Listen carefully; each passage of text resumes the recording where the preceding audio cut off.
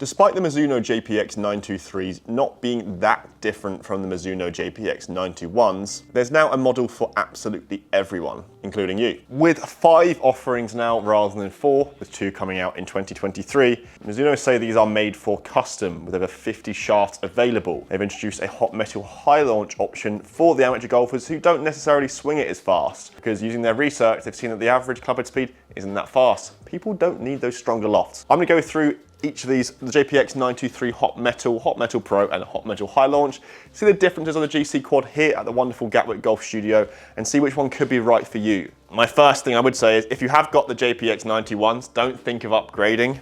These basically, they look exactly the same. What's on the inside that matters, right? Partially true, but there isn't that much going on with these, I will be honest. You could literally put the 921 on these and they would look exactly the same as before. You would not bat an eyelid. I like a little bit of an aesthetical difference between the models.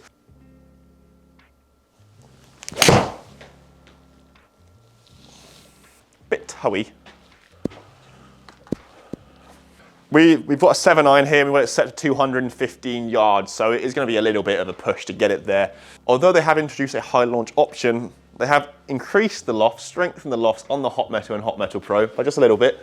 I see what you're doing, Mizuno, there. Don't think that's really necessary, but I'm sure there's a reason behind it. That feels good. Ooh. Can't really get much better than that one, can you? Down at address, I will say this is the Hot Metal to begin with, as I've already said, that it is certainly for the mid to high handicap players. There is quite a lot of offset and it really does look very similar to the Hot Metal from 2 years ago that I reviewed, and I really liked every single model. For a game improvement iron though, when you're looking at those, the Hot Metal itself is a really nice looking club. Usually you attribute the game improvement irons to something that isn't aesthetically pleasing. Pushed it a little, pushed it a lot. All the tech that you do have in the 921s, they're big on chromoly, aren't they? That's still present in the 923s, but it's got a slightly thinner face, so you're supposed to get some slightly faster ball speeds, which we're seeing about 100 and 135 mile an hour for the Hot Metal, but spin rate, you can say, gone up there, about 1200. The other one was completely out the middle. That one wasn't too bad, but pretty forgiving. A little bit clean. You're not gonna flirting it around 133 mile an hour ball speed with 5,000 or so spin. I think that's pretty good for a 7-iron game improvement. Pretty decent launch as well, but let's see how it compares to the Hot Metal Pro. Those two ones here are gonna be the main comparison of this video. The high launch probably isn't for me. It's for someone with a little bit more of a medium swing speed, but we're gonna put it up against these either way because it will be interesting to see how much higher it launches, how much shorter that 7-iron goes. So moving on to the Mizuno JPX Hot Metal Pro, this is one that I could actually game. You can almost instantly tell that the blade length is slightly shorter and it's just overall a slightly more compact model. I think also just from head on, it is a little bit more aesthetically pleasing. It's a little bit darker, a little bit duller, let's say, but that kind of blackout finish is pretty nice for an iron that's targeting a mid-handicap range. Well, it felt hot. You're not really going to expect too many different numbers, at least I wouldn't expect too many different numbers here because they're the same lofts. So it's mainly just that shorter blade length and more compact head. That's going to make it more likeable for people who don't want a ginormous club. But saying that, the Hot Metal itself isn't that big, really. That was really nice. That was really, really nice. One hop. Ah. How did it not go in?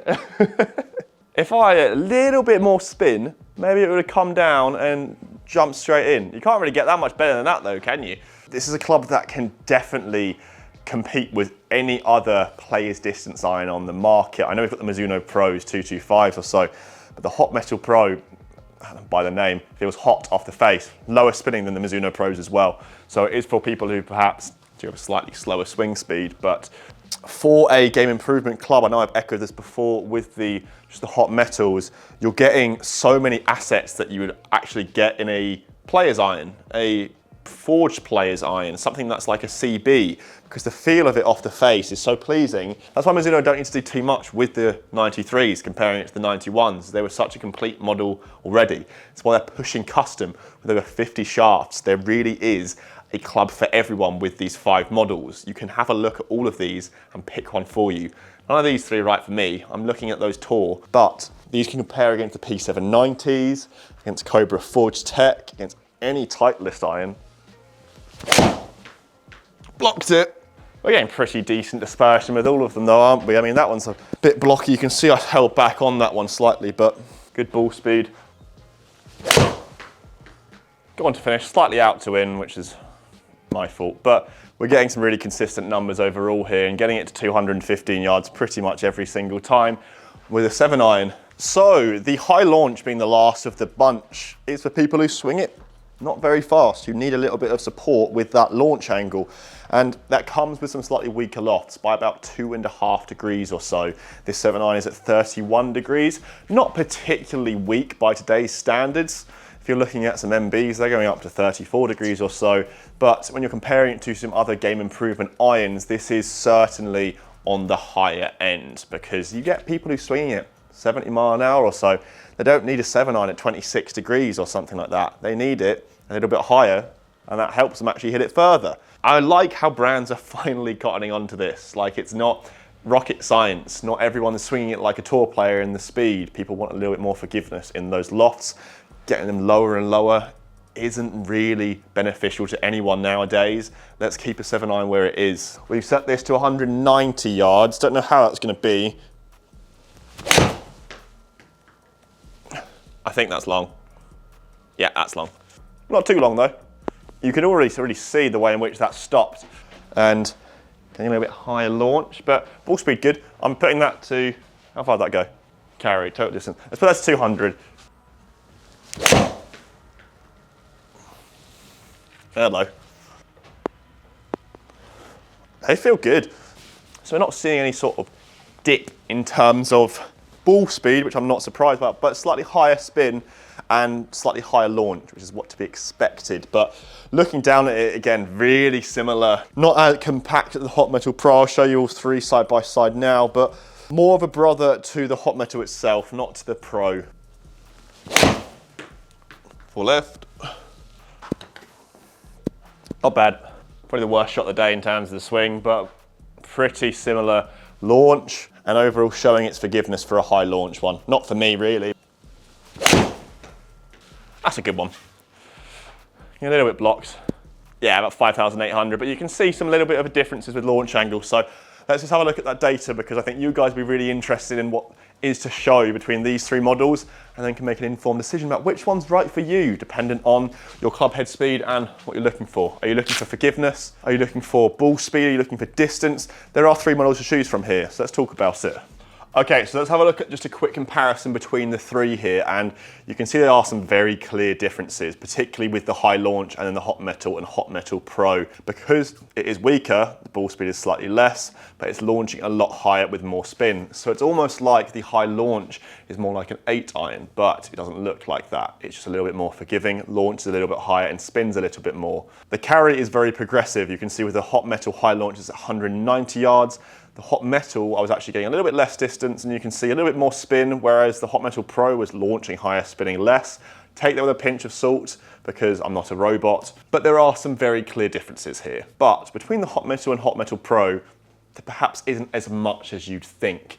You may think that the Hot Metal Pro might be a little bit less forgiving, may not go as far in terms of across the entire club face. You can see here I'm actually getting it a little bit further, which could just be down to strike itself. Did hit the pin with one, so it shows it was right out in the middle. So that leads me to believe that the Hot Metal Pro and the Hot Metal is more just down to the actual aesthetics of it. If you do want a slightly smaller club head, a little bit more compact, which a lot of people do in today's age in 2022, the Hot Metal Pro is a really, really nice club to go with. And I do think a lot of people watching this video should go after that Hot Metal Pro, because it targets a lot of golfers. The Hot Metal is climbing up into that higher handicap category, but with all of these models, the JPX 93 High Launch Pro and just the standard Hot Metal, they really are quite a broad handicap range for any golfer. So honestly, although the hot metal you say is a high handicap, anyone can use them, which is why the Mizuno JPX 923s, they are for everyone.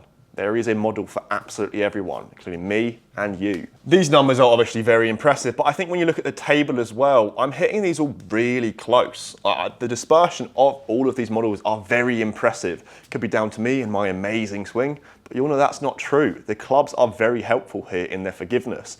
They're offering a lot of forgiveness in comparison to how they look down at address, especially that Hot Metal Pro. The Hot Metal Pro is the pick of the bunch for me for all of these models. I think it offers a range of features that can target literally any golfer.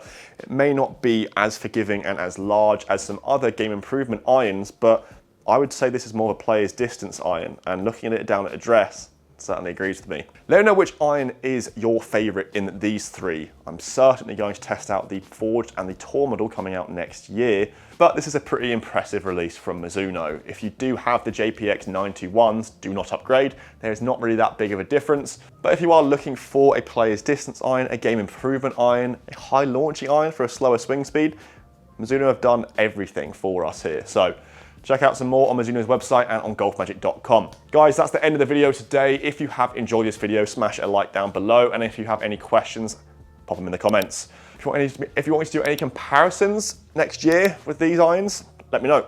Until the next video, guys, I'll catch you later.